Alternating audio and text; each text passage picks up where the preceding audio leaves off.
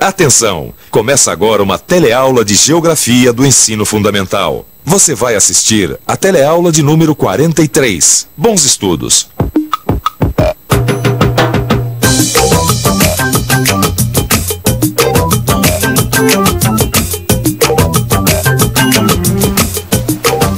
Nesse meu trabalho, eu encontro correspondências que vêm de diversos países da Europa. Portugal, Itália, Espanha, França. Aí eu fico pensando, quantas línguas diferentes existem num só continente? Quanta história tem lá? Quantos artistas, quantos cientistas?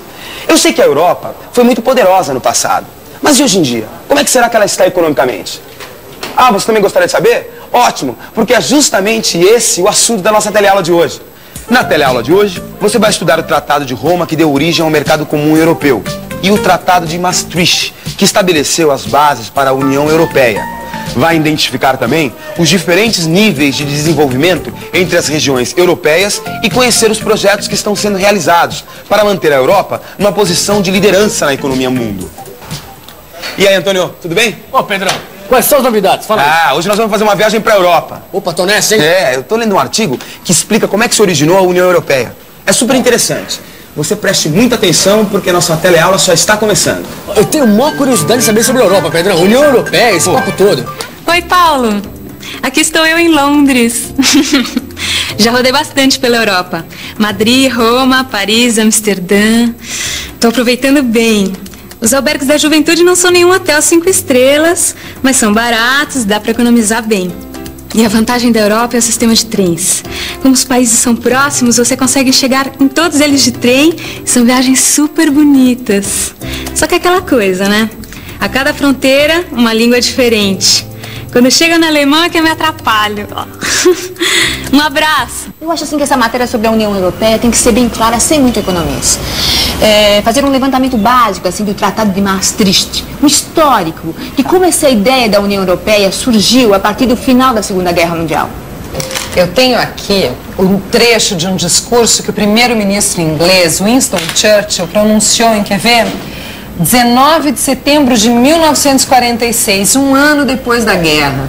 Aqui ele já defendia a ideia de se criar uma espécie de Estados Unidos da Europa. Isso é um ótimo começo. Então a gente tem que ficar bem por dentro de como estava a Europa naquela época. Você não acha?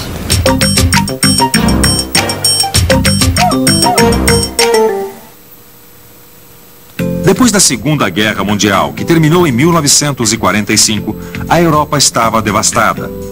A primeira consequência política do fim da guerra foi a reorganização do território europeu, que foi dividido em duas partes, com o estabelecimento da Cortina de Ferro. A Europa Ocidental, com uma economia capitalista e sistemas políticos onde prevaleciam as democracias parlamentares, e a Europa Oriental, que adotou a economia planificada e onde prevaleciam formas autoritárias de organização política. A Europa Ocidental recebeu o auxílio dos Estados Unidos da América através de um plano de ajuda econômica chamado de Plano Marshall, conseguindo assim uma rápida recuperação durante os anos 50 e 60. Com isso, a Europa experimentou um excepcional crescimento econômico e seus países apresentam hoje um alto nível de vida com elevados padrões de consumo. Enquanto isso, a Europa Oriental, sob a influência poderosa da União Soviética, tentou implantar as reformas que levariam à adoção do socialismo. Apesar dos avanços na educação, na saúde e em alguns setores da economia, a parte oriental da Europa não conseguiu acompanhar a velocidade do crescimento da parte ocidental.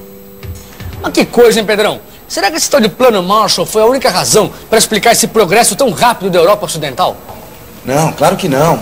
Eu li um artigo sobre esse assunto que diz que existiram várias razões, mas uma das principais foi a formação de um mercado comum.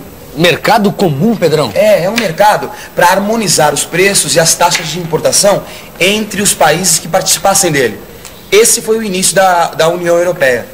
Essa integração teve o seu início em 1952, com a criação de uma comunidade europeia do carvão e do aço. E foi aprofundada em 1957, com o Tratado de Roma, quando foi criado o Mercado Comum Europeu.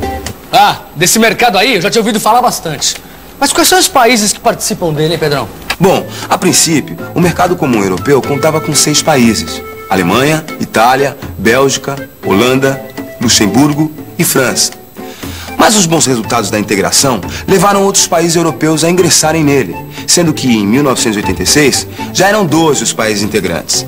Juntaram-se aos outros a Inglaterra, a Grécia, a Espanha, a Dinamarca, a Irlanda e Portugal.